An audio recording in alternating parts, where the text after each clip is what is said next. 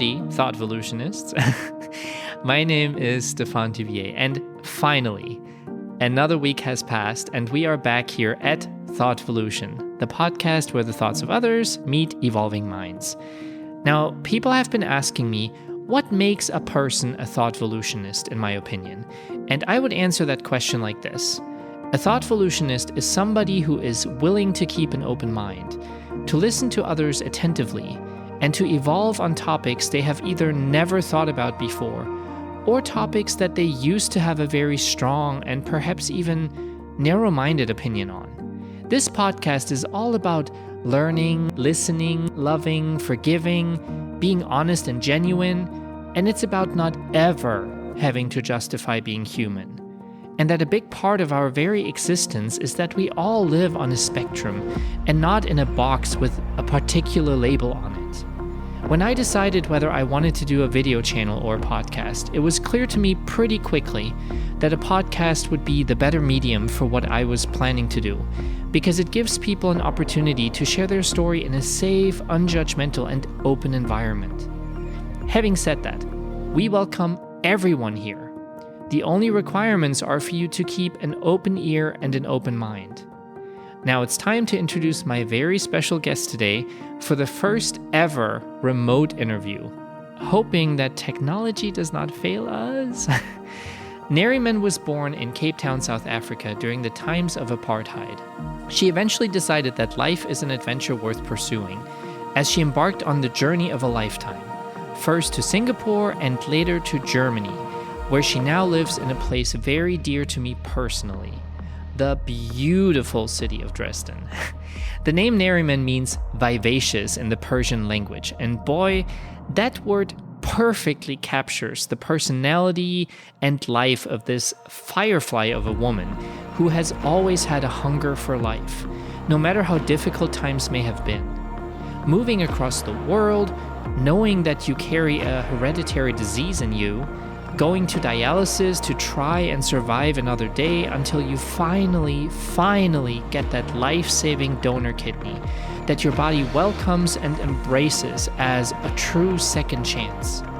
Narriman will tell us about the kindness she experienced through it all, the gratitude she carries within, and what it feels like to be so very close to dying just to then be gifted a whole new life. Let's give a warm welcome to the wonderful and vivacious Narriman. Let's start by talking about your childhood in South Africa. Perhaps some of our listeners are picturing little Narriman petting elephants in the morning and chasing lion cubs in the afternoon, strolling through breathtaking images of rolling grasslands and tree-dotted plains while eating bobotie, the national dish of South Africa. I can imagine that life was not really this idyllic, especially for a person of color during apartheid, the system of institutionalized racial segregation that existed in South Africa from 1948 until the early 1990s. What was life really like for a little girl growing up in Cape Town? And what on earth is bobotie? So I guess growing up in apartheid South Africa was, for me as a little girl, I guess just like anywhere else in the world, except that I was aware from a very young age that everybody who lived around me, the neighbors and everyone looked like me. My primary school, everybody looked like me too. And so I was aware of this from a very young age and of course became more and more aware of it as I grew older. I can't tell you how often I've heard this question, if I see wild animals around on my travels around the world, especially in Europe. I guess nowadays, with the world at your fingertips, people know that it's not just you see them walking around. And bobotie is a beef mince dish, sweet, savory, with an egg and milk custard on top. It's really good. That bobotie dish really sounds divine. I might have to stop by for a plate of deliciousness the next time I happen to be in Dresden. And speaking of good food, you mentioned that you love to cook. What are some of your specialties and what role has food and cooking played in your life? So cooking has played a big part in my life, I must say. The longer I've lived outside South Africa, the more I miss the traditional food. My mother was really old school and thought she always cooked too much and thought, what if a hungry person arrived and wanted food, and that's why she cooked more than was necessary. But that's the kind of household I grew up in. But it has followed me throughout my life. I love cooking. I enjoy making all sorts of Indian dishes. But I come from Cape Town, where the Malay culture has played a big role in my life. And so I cook Malay dishes, Indian dishes, traditional, what we call boere dishes in South Africa. And so, yeah. At some point, you decided to leave South Africa and move to Singapore and later on to Germany. How did that come about, and what made you catch the travel bug? Out of all the places you have lived, where do you feel most at home? My heart was always in Europe. I remember from a young age, I've just always had this dream to move to Europe. But it was not easy to get the necessary papers. And that's why I decided to apply to Singapore for a job, because it was part of the Commonwealth. So I didn't need to apply from outside Singapore. I could arrive there and then apply there. And that's how I got my papers. I ended up living there for 4 years. And but as I said, I always hankered after Europe. I did want to go to Switzerland, but it was just impossible for a South African, and I ended up in Germany, but I'm really, really happy here. And so I would say my heart is in Dresden, Germany. Do you ever get homesick? And if so, what do you miss the most when that happens? And what are your own remedies for making yourself feel better in those situations? I must say, the longer I'm away from South Africa, the less homesick I have become. I remember when I first moved to Singapore, after 1 year there, I was so homesick, and I would cook something traditional and cry and, my house smells like my mother's house. And but I went back on holiday, and I realized that, they don't sit around waiting for me to come home. And so I went back and I felt better about my life. And so I came to Germany, and of course it was easier for friends to come and visit me, or they preferred visiting me in Europe rather than Asia. And so I did see friends more, and so I wasn't that homesick anymore. Your chosen home, Dresden, which is a truly magical and beautiful place often referred to as Florence by the Elbe River, is located in the east of Germany. And sadly, despite its charm and rich history, Eastern Germany today still has a somewhat racist, quote-unquote, slight touch of neo-Nazism reputation. Living there as a person of color, have you ever come across racist remarks or reactions? And do you feel welcome there? I can honestly tell you that I've never felt threatened, or at the beginning there were not that many foreigners. When I first came to Dresden, there were not that many foreigners here. And so people used to stare, but I never felt threatened, and I have never experienced any kind of racism, knock. And I can honestly tell you that I haven't. But while working in Singapore, I teach English, and there was a German from Hamburg in my class. And he told me that if he were me, he wouldn't move to the eastern part of Germany. But he had never been here. And so I just thought I was really lucky. I got a full-time job here. And so I decided to just, make the move and come. And I've never regretted it. Let me pick your brain, since you're somebody who chose to move to Germany. There appear to be mixed opinions about former Chancellor Angela Merkel's very welcoming attitude towards immigrants and especially refugees from war zones such as Syria. Millions of people have found peace and a new home in a country that, in my personal opinion, does have a great responsibility when it comes to being humanitarian to other nations.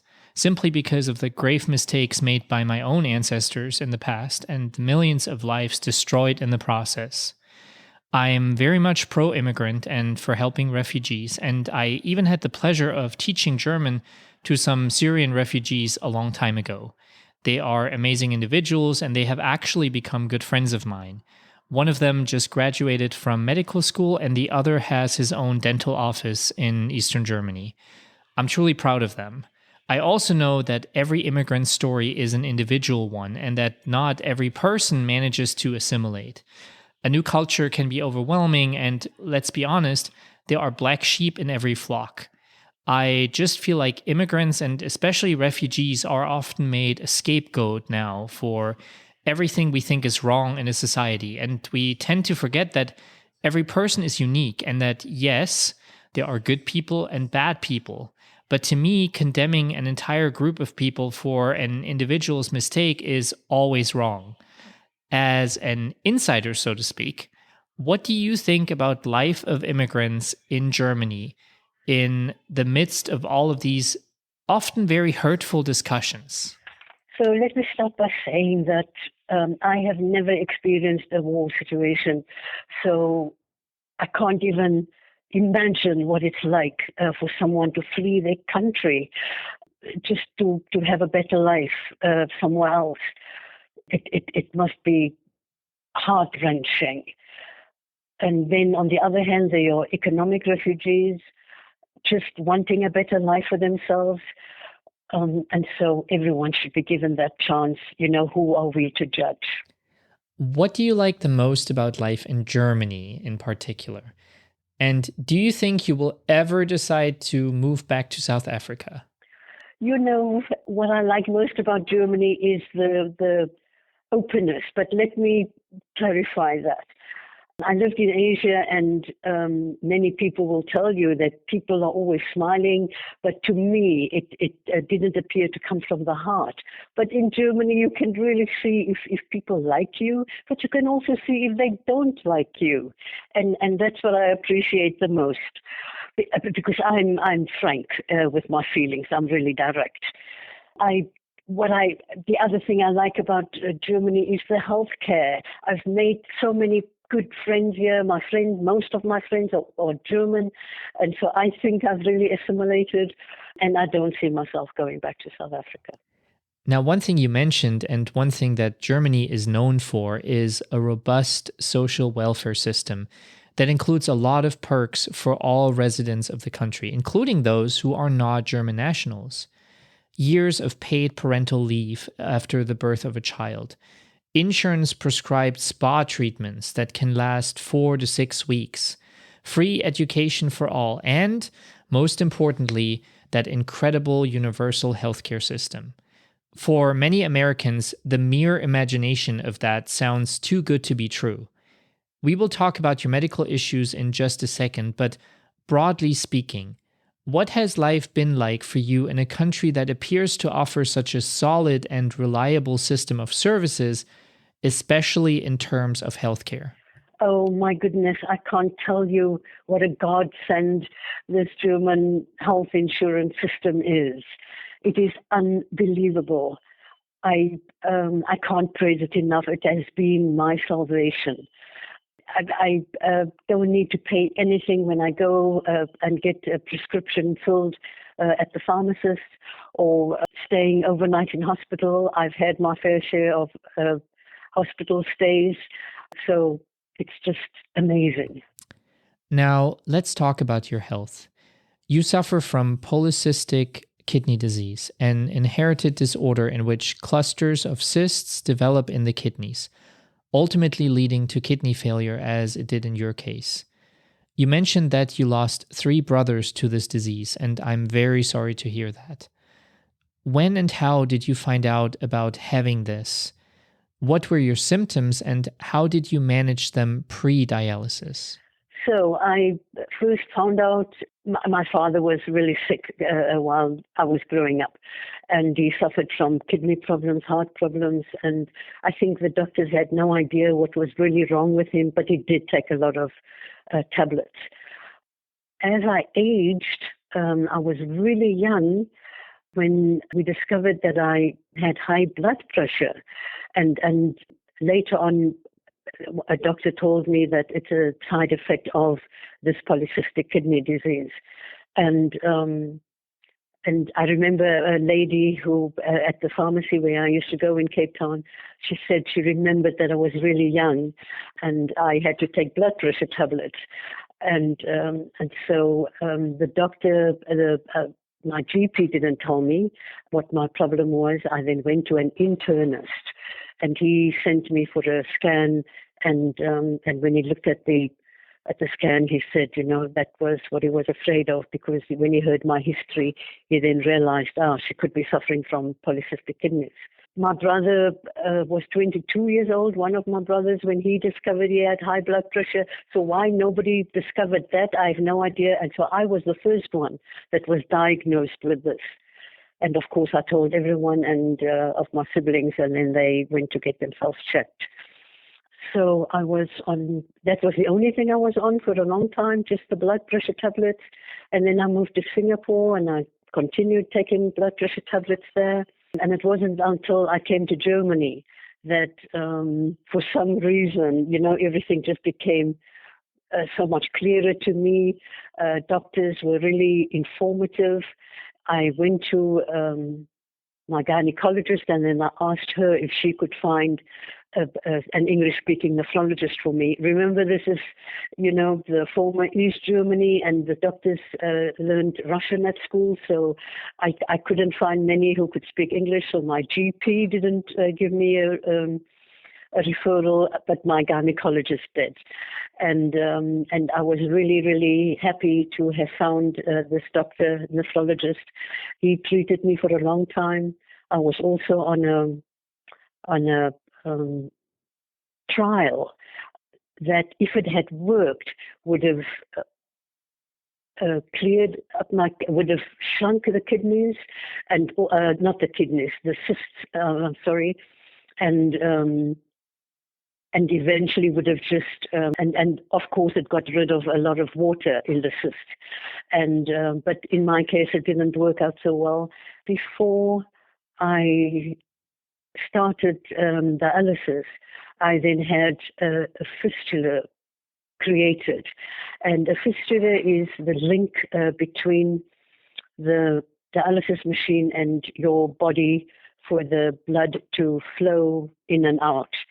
And but after a few months, this fistula just closed, and I have suffered a lot with all these problems. But I have to tell you, I have to credit this doctor, this nephrologist at my dialysis center, for just informing me of everything, telling me what I was allowed to eat and what not. He was really informative, and I'm just so grateful for everything that he has done for me. So before you went on dialysis and before the disease progressed to a level that you needed dialysis, did you have to follow a specific diet? Were there other limitations that you had at that point? So before dialysis, I was allowed to, I thought, basically eat anything, but the lower my GFR became, the GFR is an indicator for kidney function.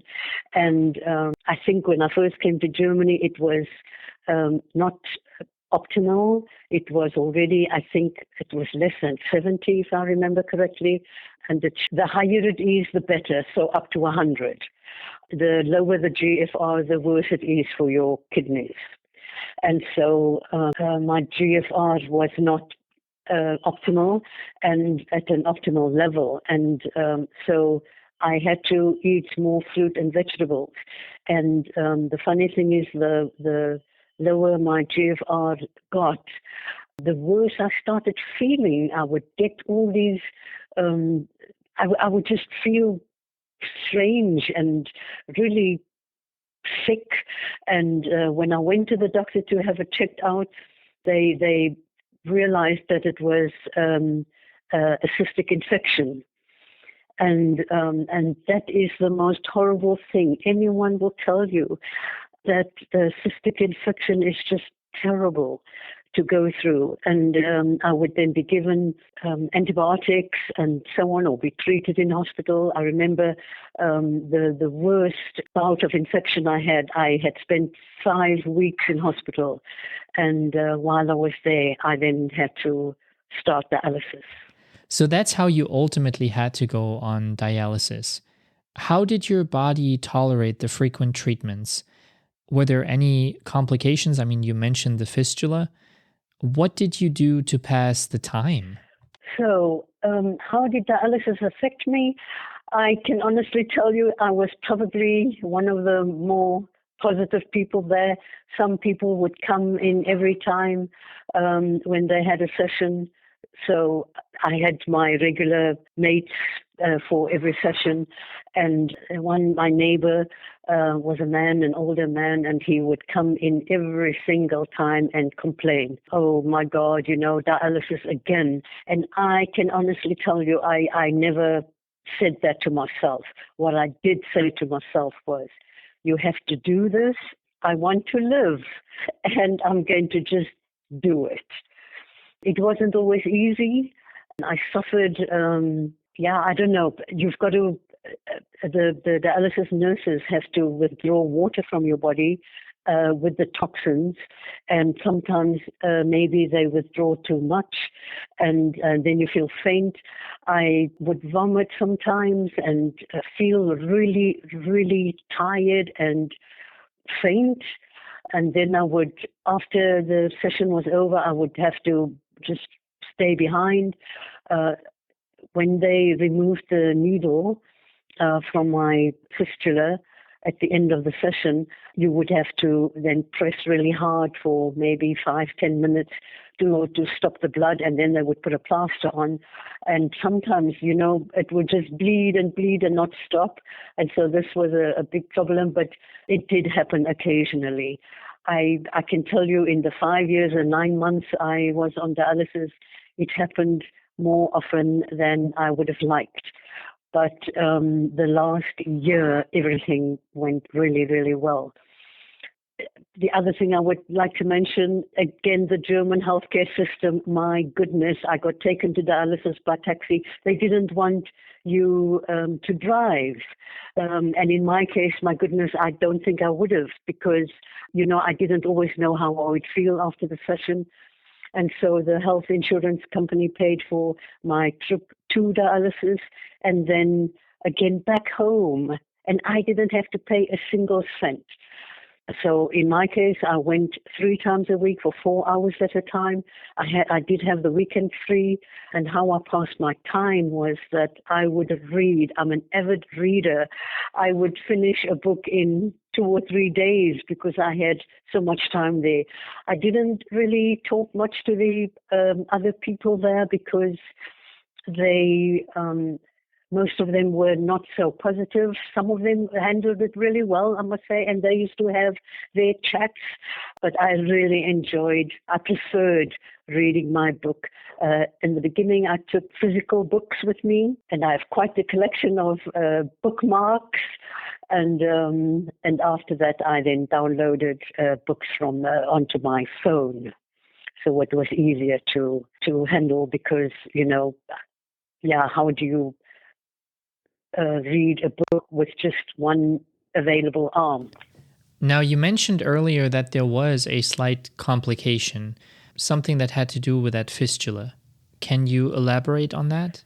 Not everybody has problems with fistulas. There are many, many people at dialysis I met who had a fistula created, and they had dialysis for 10 years, just through that one fistula. In my case, I think the problem was that my veins were just too weak and deep, and every time a fistula was created, it just wouldn't work. The artificial fistulas I really had a problem with. The center even sent me to Wiesbaden, a city maybe 600 kilometers from Dresden in the far west of Germany. And there was a really good, famous professor there who created these fistulas for me. Twice I went there. And again, the health insurance paid for my trip there by train and back. My goodness, I was really lucky. But these fistulas, because they just failed every single time. In 2018, I landed in hospital 4 times. And my nephrologist used to say, every second month, the fistula would just fail and you would then have to go to hospital. And then they decided to fit a catheter in my chest. And of course, that worked a lot better. It's not designed to last forever, but that worked well. I did suffer an infection once in the catheter, but it was treated with antibiotics. Tried to keep me out of hospital there because it was at the height of the corona pandemic. How did having to go on dialysis affect your work and your personal life? Did the treatment not cost you a thing at all either? Let me start by saying all these treatments for 5 years and 9 months, and I have to tell you, I didn't miss a single session, didn't cost me a penny. I'm just so grateful. How did I end up in Germany? I'm just so grateful to, the Almighty. And I still can't believe it today. But how did it affect my work? I couldn't work on a dialysis day. I did try to work on the days where I didn't have dialysis. So in my case, I went on Mondays, Wednesdays, and Fridays so that I could have the weekend off. Other people go on Tuesdays, Thursdays, and Saturdays. But the Tuesdays and Thursdays, I then could work, but I didn't always feel good.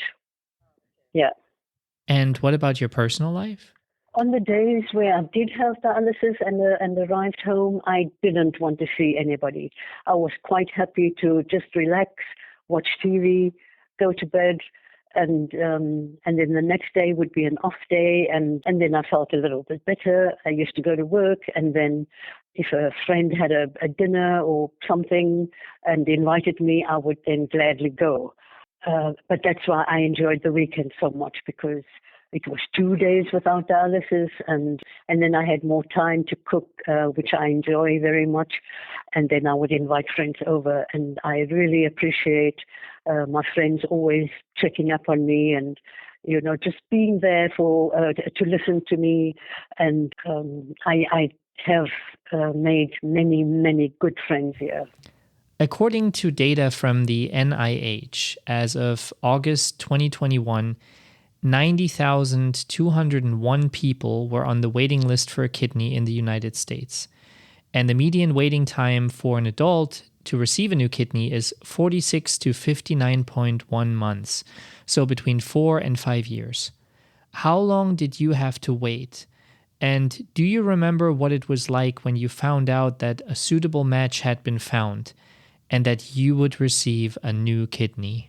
Oh, my goodness. I can't tell you.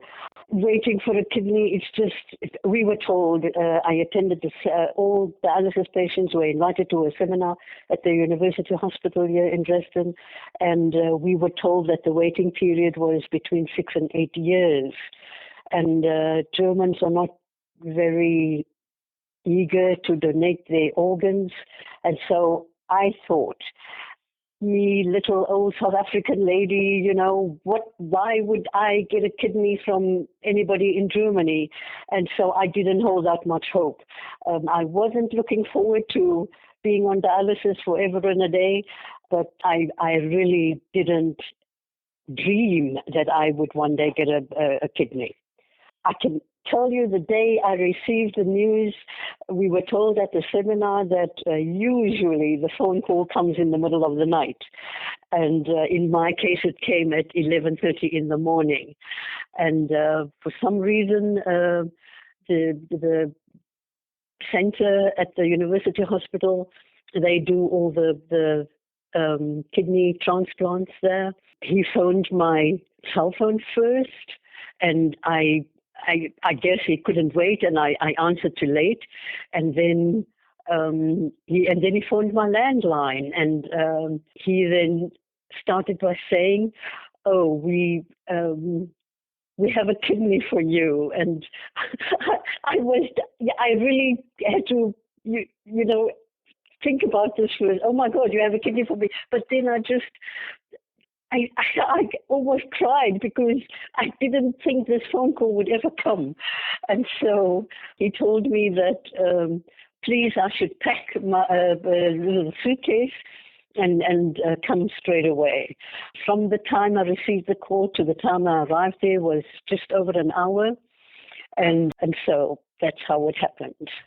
So then you arrive at that hospital, anxious, nervous, happy, exhilarated, but I'm sure that the nervousness kind of outweighed all of that. What happened next? What do you remember from that day? And how long did it take in terms of surgery time until you then woke up with a new kidney inside of you? So I arrived at the hospital just before 1 o'clock that afternoon, and I had to ring the bell to be let in, and a man came to the door. He wasn't a doctor, and he said, "What can we do for you?" And I said, "Oh, you have a kidney for me." They said, "Of course, then you may enter." He then asked for my health insurance card and asked if I was vaccinated, which I was by then. And then they did a lot of checks. They sent me to the heart center for an ECG, and some other people came to do a few things. I can't even remember what. But while I was sitting there waiting for people, various doctors to come and see me, I was then sending messages to all my friends. Of course, my family I phoned while I was still at home. But to my friends, telling them, "Oh, I'm here at the university hospital. They have a kidney for me." I was then sent to a ward. So the nurse just asked me to remove my clothes and put on a hospital gown, and then the surgeon came to see me. And this surgeon, I recognized him. He was the same one who removed my right kidney 4.5 years before that. And he then came to tell me how it would work, and that he was going to be the surgeon and so on.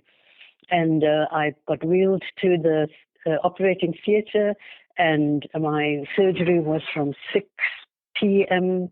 to 10 p.m., after which I was wheeled to the recovery ward, to intensive care. Do you remember that very first thought on your mind as you woke up in that recovery room, knowing that you now have a new kidney inside of you? So I don't know if I woke up by myself, but a doctor woke me up, I think, to show me the volume of urine in the bag. And I have to tell you that while I was on dialysis, my body had retained water, so I was not able to pass water. And so he held up. He looked really proud. He held up this bag. It was full with urine, and so I was really happy about that. And a little bit later, the night nephrologist, he was on call. He then came to show me that he showed me actually that my creatinine level was 79, and this is just perfect. It has to be under 80. And so I didn't know that at the time, but he looked really happy, and so I felt happy.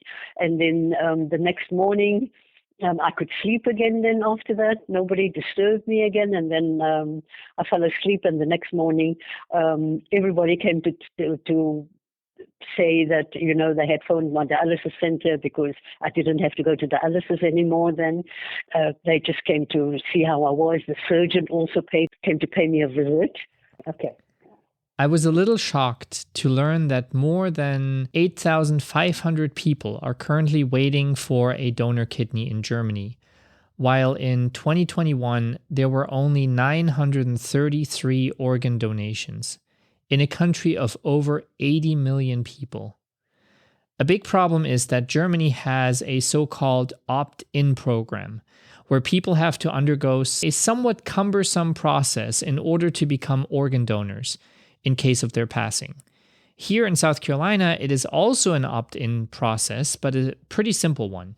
You get asked every single time you apply for a new driver's license or you renew your driver's license if you are willing to be an organ donor. And they print a little heart icon on your driver's license, so it is clear that your own choice is to either be a donor or to not be a donor in case you get in a car crash or any other type of accident. In any case, you were extremely fortunate to receive a match and to do so relatively quickly by German standards. Now, what do you think the German system needs to improve to help more people? And did you see a lot of people die on dialysis because there was no life-saving organ available for them? To my knowledge, I don't think so many people die while on dialysis. There is I think there are three lists. So an urgent list. So someone's about to die, and I guess they would get a kidney then, or any other organ. There's a normal list that I was on, for example, and then the old for old list.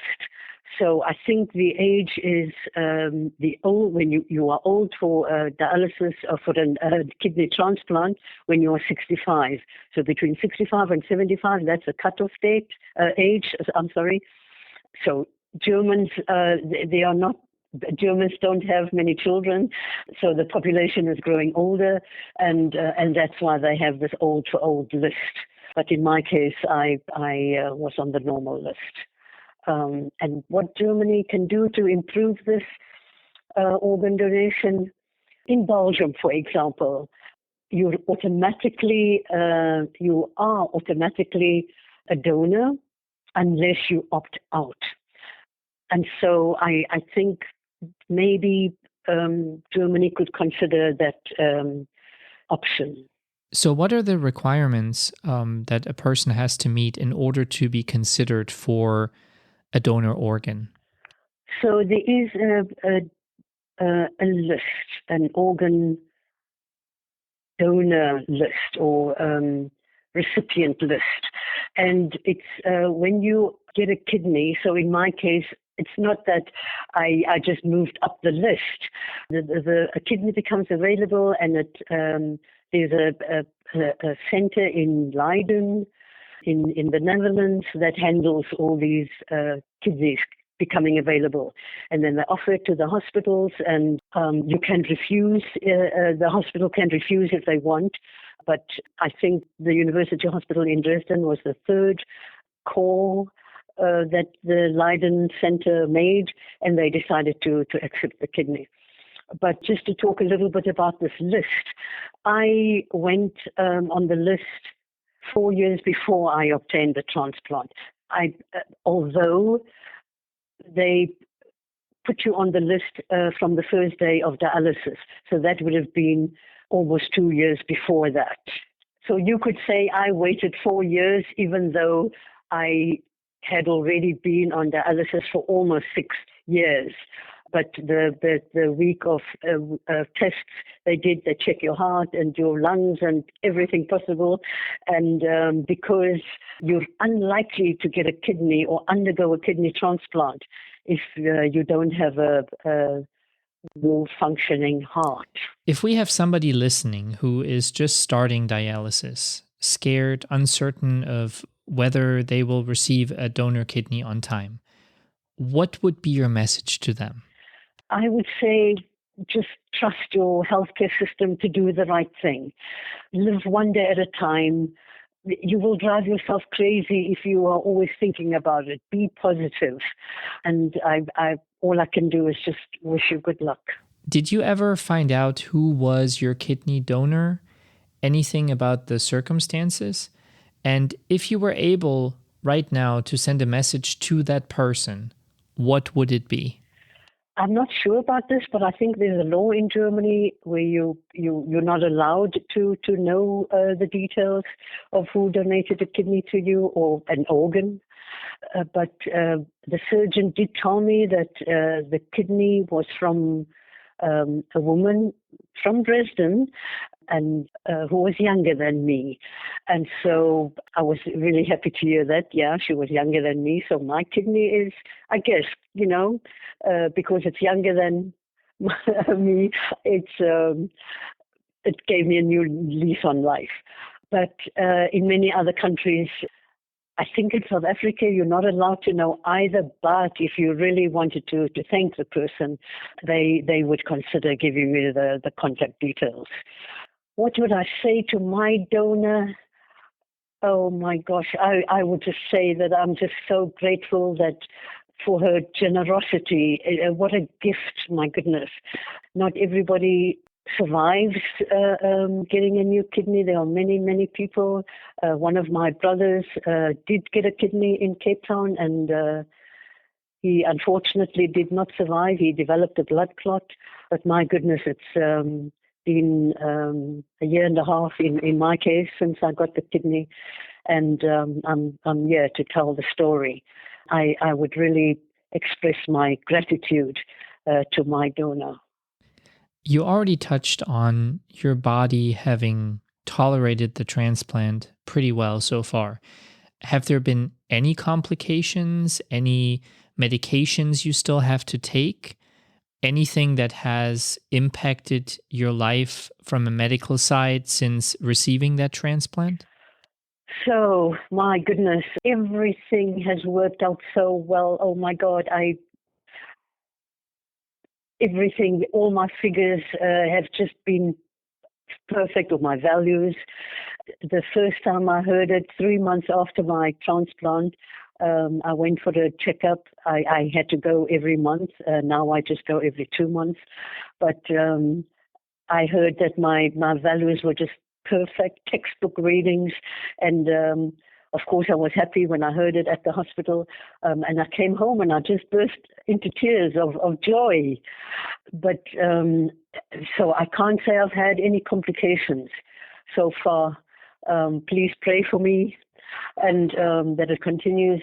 I do have to take medication. It was funny, on dialysis, I had to take different tablets. And I remember going to the pharmacy to get my prescription filled of the new tablets I had to take when I was discharged from hospital. And I said, okay, everything's different now. And I gave my tablets that I took while on dialysis, I gave to the nephrologist at the dialysis center to just thank him. And I went to say goodbye to him, and he was really happy that I brought the tablets along so that he could use them with other people. So I think I will have to take these immune suppressants for the rest of my life. 6 years ago, I had my right kidney removed. So the kidney was removed with the cysts. And so a lot of space was created. And when I heard, my surgeon told me that the transplanted kidney was relatively big. And so luckily there was space so to move it in. But these immunosuppressants are good.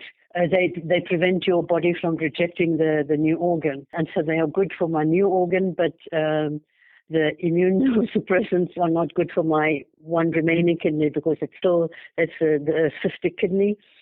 3 months after the transplant, I had my first bout of a cystic infection, and then 11 months after that, I had the second infection, and that is just a horrible feeling. And so I hope it stays away, but it just depends on how the tablets handle, or how my body handles the tablets. Yeah. And how has your life changed now that you've been gifted a second chance? Do you do anything differently? Has your outlook on life shifted? Oh my goodness, I had so much energy after the transplant. When I was moved to the intensive care ward, a physiotherapist would come around. The first day he didn't come around, but from the second day, he took me around the ward. I had to walk just to exercise. And I just got better and better. I was just so full of energy. I would go for walks, and it was the heart of summer when I got my kidney, and it was just a new outlook on life. Dialysis is really restrictive. You're not allowed to travel, or you always have to consider it. I did go on holiday to another European country while on dialysis, but it was just every second day going to hospital. It was not fun, and you have to make it worth your while. And so I spent 2 weeks there, and it was you waste a lot of time, and you don't always feel good, and then you're sort of a downer, for everyone else. They want to go out and do things, and you just want to stay home. And so it's not the best. But now I really can look forward to traveling again. Of course, the last 3 years with Corona, I did get my kidney during the height of Corona. And so I will consider it definitely, but I was told to wait a year after getting the kidney, before I could travel again long distance. And so I definitely have travel plans. I'm working on them. Yeah. Where did you pull your strength from through all of this? You mentioned that many of the people on dialysis would be grumpy, upset, perhaps even hopeless. So what gave you the strength to pull through?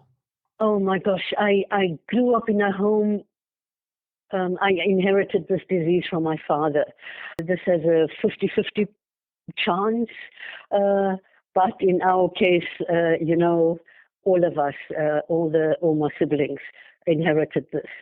But I grew up in a home where I never heard my father complain. I never heard my mother complain. My goodness, I think it couldn't have been easy on my father, suffering from all these infections and so on. But I do remember admiring them, because there are other people in the world who just are always depressed and complain, and they want everyone to suffer the way they do. I then decided to move to Singapore, and then from Singapore I came to Germany. But I did this all by myself. I didn't come for a man or anything. And some people have called me brave, and to me, I never considered myself brave. I just wanted to do it, and I did. Of course, it wasn't easy, but I just did it. And but the other thing is my positive attitude to life. As I said before, you can either live through this and just turn over and die. But I decided this is what I need to do to live, and I've just got to accept it. I can't say I always went to dialysis willingly or gladly, but I never complained, and I just knew I just had to get down and do it. It's just my never give up attitude. Truly inspiring. But you're also inspiring people in other ways. You teach English to a variety of clients.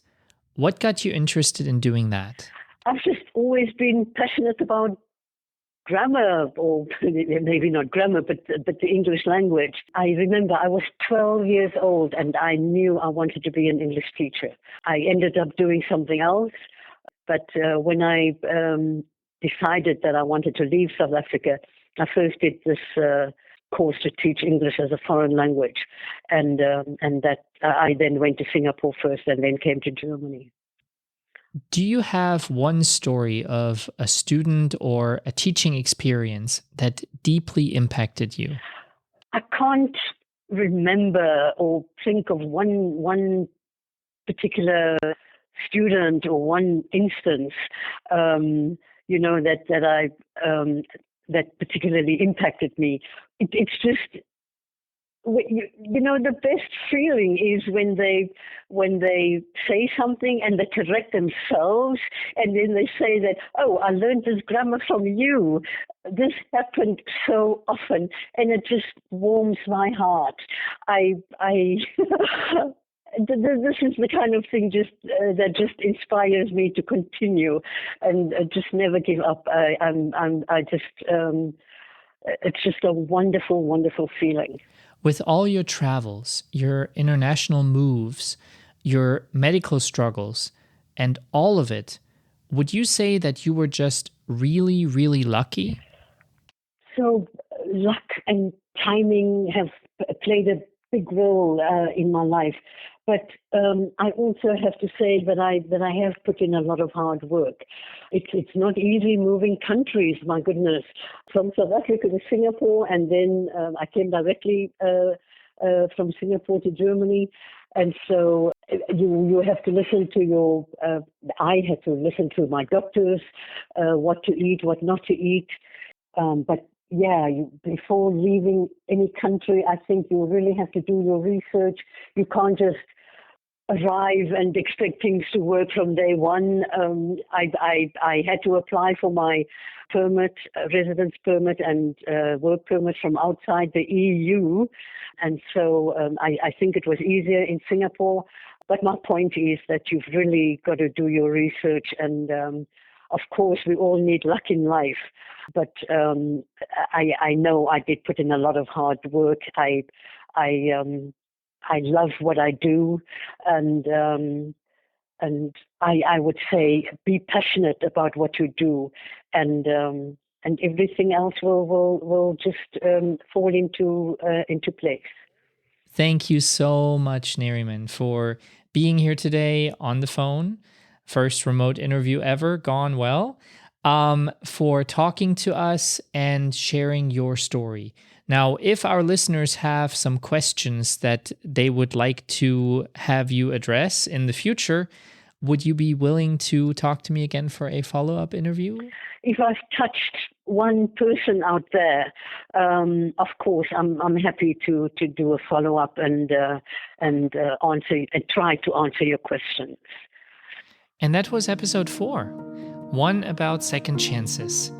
Narriman got a second chance to a life free from dialysis, one I'm sure she will live intentionally and with purpose. And who could you give a second chance today? Perhaps you could pick up the phone and call that old friend you've been meaning to forgive for so long. Or maybe it's time to finally forgive yourself for being flawed in one way or another.